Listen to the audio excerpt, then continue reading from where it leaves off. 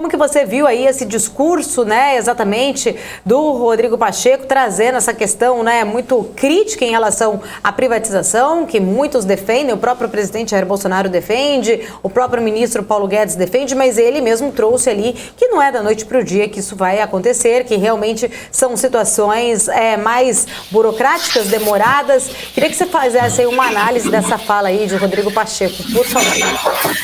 Olha, eu vou resumir o Rodrigo Pacheco, senador pelo PSD, nas palavras do comentarista esportivo Caio Ribeiro.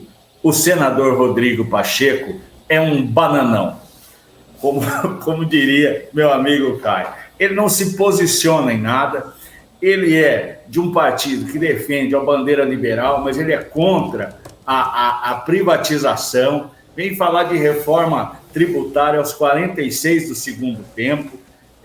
Como todas as entrevistas dele, é um amontoado de nada, né? De lugares comuns.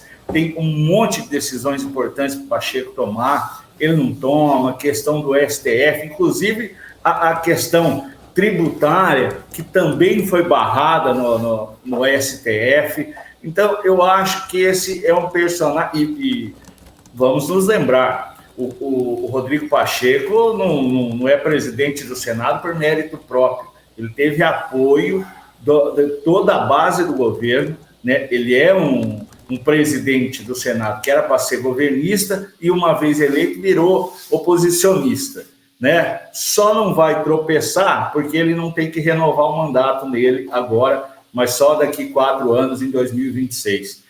Então, é uma decepção total e ele precisa tomar muito cuidado para falar de combustível, de privatização, porque o Rodrigo Pacheco, ele é da área de distribuição de petróleo, né? Da área de posse de serviços e tal. Então, ele tem um envolvimento pessoal, financeiro nessa área e vem sendo uma grande decepção no comando do Senado. É um cara que faz a gente ter saudade até do Davi Alcolumbre, porque o Davi Alcolumbre era louco, mas tinha posição.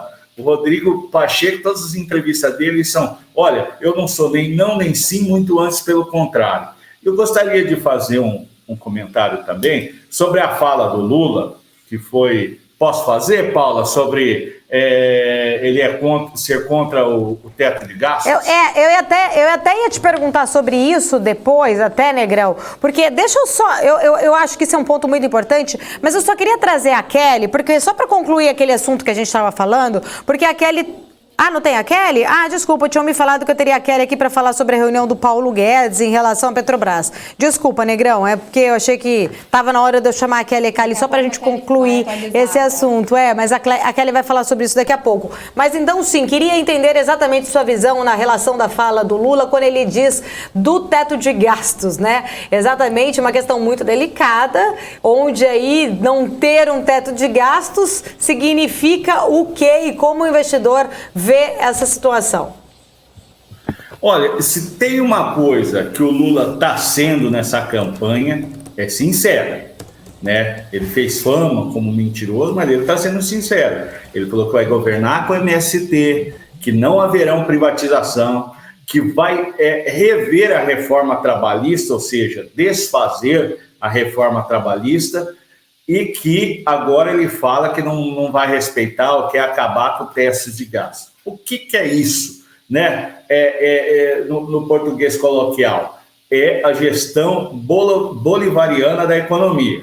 Nós vamos emitir moeda, nós vamos distribuir benesses e que se exploda a responsabilidade fiscal, a inflação. É a receita igualzinho da Venezuela, que está com 160, o pessoal está reclamando que a inflação no Brasil está alta, e está mesmo, né? Está 9, eventualmente pode até bater 10 no ano, né? A inflação anual na Venezuela é 160%.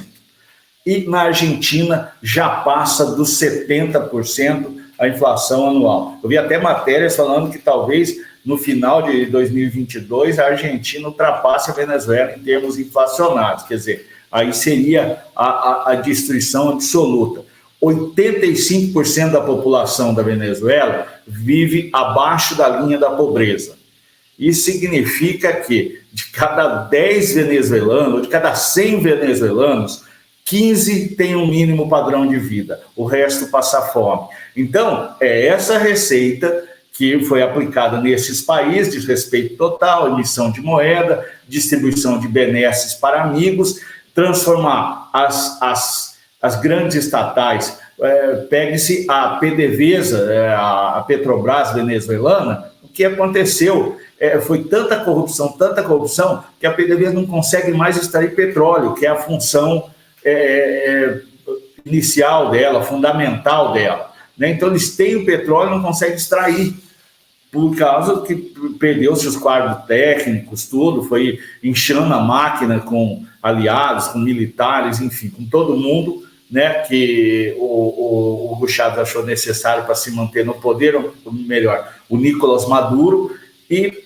deu esse resultado. Na Argentina, 40% da população ou é funcionário público ou vive do dinheiro de um funcionário público, ou seja, a esposa de um funcionário público, é filho de um funcionário público.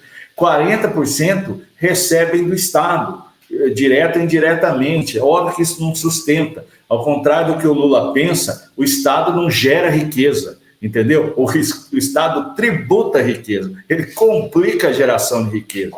E o Estado brasileiro já cria muitos problemas para a economia, mesmo caminhando, claudicando para um liberalismo. Imagine um recuo, né, a esse populismo estatizante, seria devastador. Eu queria só concluir com uma coisa sobre o chat aqui, o pessoal está falando, uns elogiando, outros batendo no Negrão. Agora o Wagner Fernandes Pereira me magoou demais, bateu onde dói. Ele falou: Negrão, o Palmeiras não tem Mundial. Aí eu até chorei aqui um pouquinho, porque o Palmeiras tem, sim.